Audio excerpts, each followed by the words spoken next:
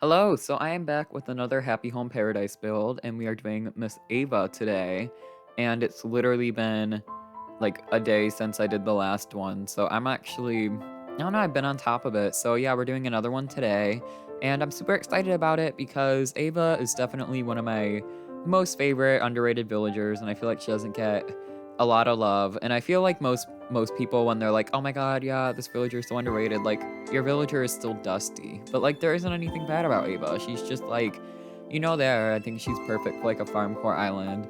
But anyway, she wanted like a kitchen, kind of like a main like kitchen area for her to do like her entrees or whatever. She's like a normal, so I mean it makes sense. But I'm not gonna lie, this house was definitely a struggle. It was a battle to try to put together something that looked somewhat interesting. But I actually did get some inspiration from somewhere. It was on YouTube somewhere, and it was of Isabel's house, and it was set up kind of like this, where the kitchen was to the side. And I was like, oh my gosh, I want to do a side kitchen now. So yeah, that's what I did. And I added in some more stuff. I did like a little bedroom in the corner and like did like a dining room.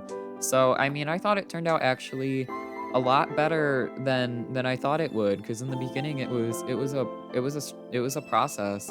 So yeah, that's where we're at today. But I will let this play out and I will come back when actually something interesting happens. So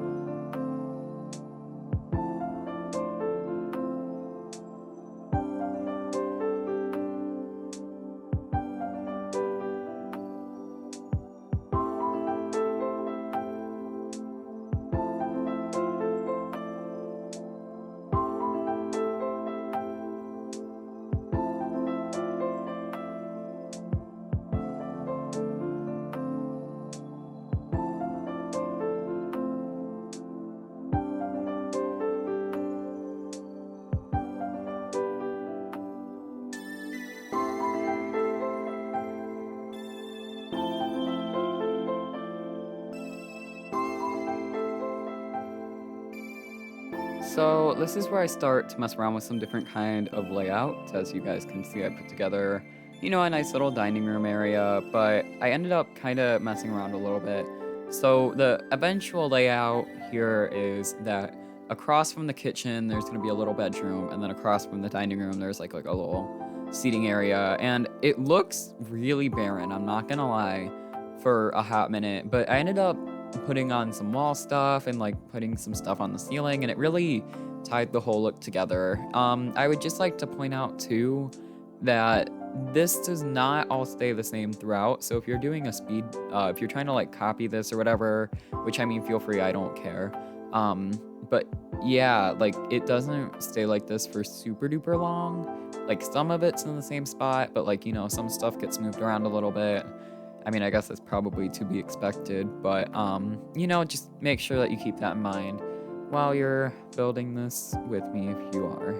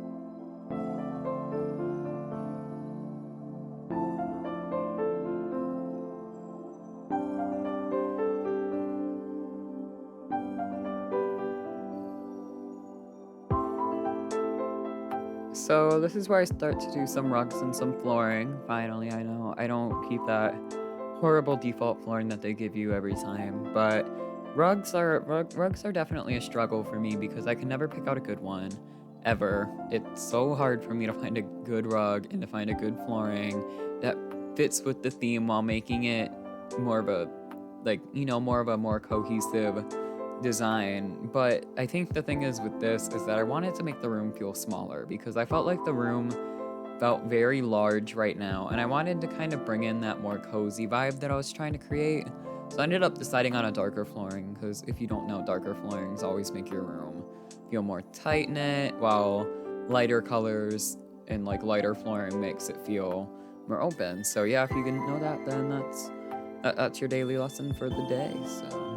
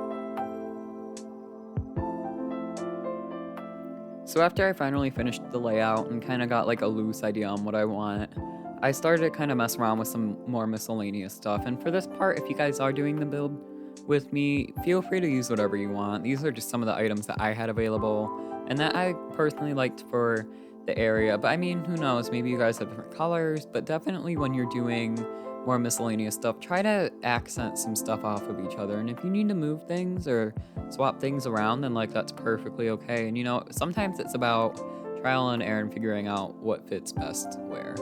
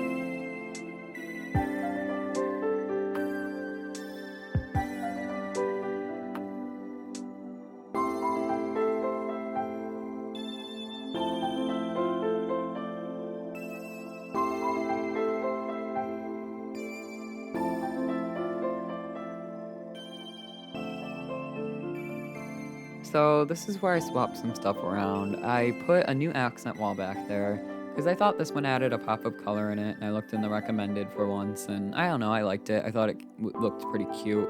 So I added that in there. I moved the kitchen up by one, and I moved the dining room over by one to make room for our partition wall or whatever, which I ended up adding two of. All the ceiling items get moved over the same way, whatever they're correlating in with which room. But it kind of just tightened up this base for me a little bit, which is kind of what I tried to do anyway. And yeah, I thought it turned out pretty nicely.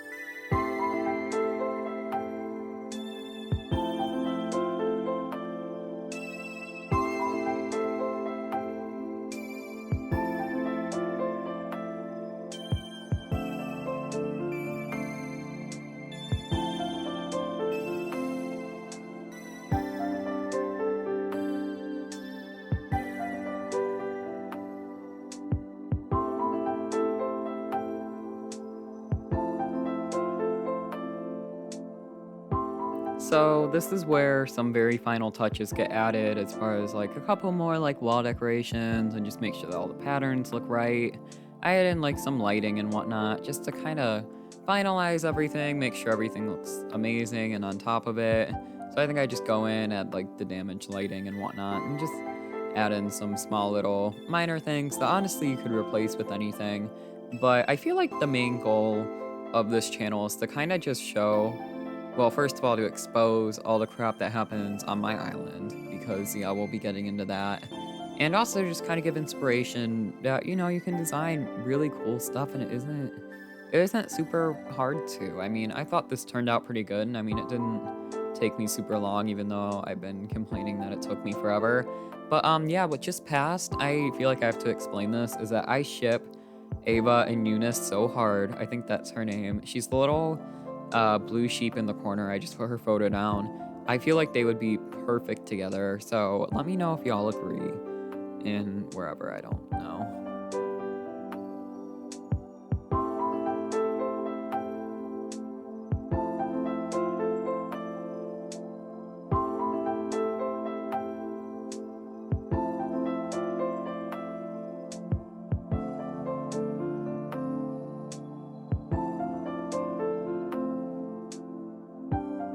So y'all know the drill by this point, with Julian's build, is that I do polishing, and then I go to the mess that is the outside exterior and try to put something together that looks good.